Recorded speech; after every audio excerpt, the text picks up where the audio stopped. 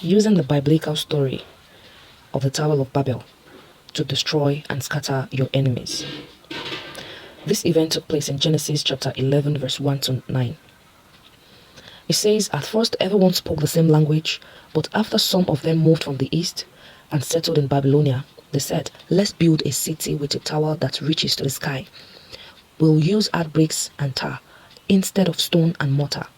We'll become famous and we won't be scattered all over the world.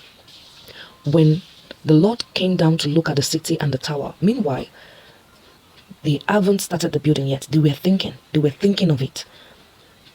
They were trying to gather themselves together and relate with one another on the strategy to use in order to build this tower. He said, but when the Lord came down to look at the city and the tower, that means the Lord came down to look at what they are planning, what they are doing.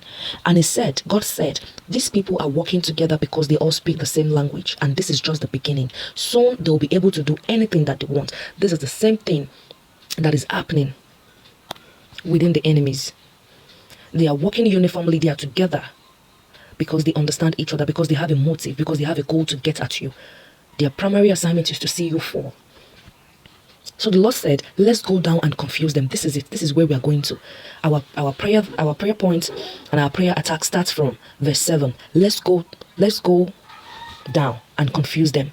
We'll make them speak different languages and they won't be able to understand each other.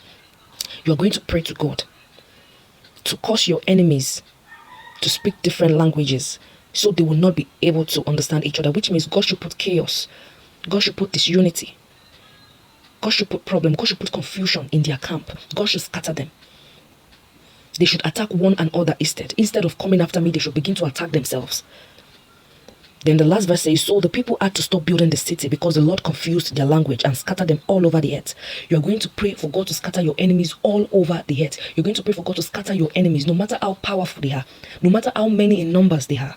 If God can confuse the languages of those that are trying to build a tower to reach the heavens, He can confuse the languages of your enemies and throw chaos into their camp.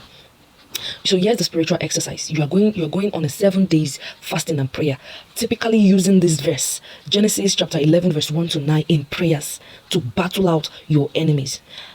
Please do this with faith. Pray every hours of the day. It's a short verse. Don't get tired of it. Pray and pray and pray with faith, and know that God will meet you at the point of need. And when God answers you and when God delivers you, remember to bring your testimony forward. Not for anything but to build other people's faith. It is well with you in Jesus' mighty name. Amen.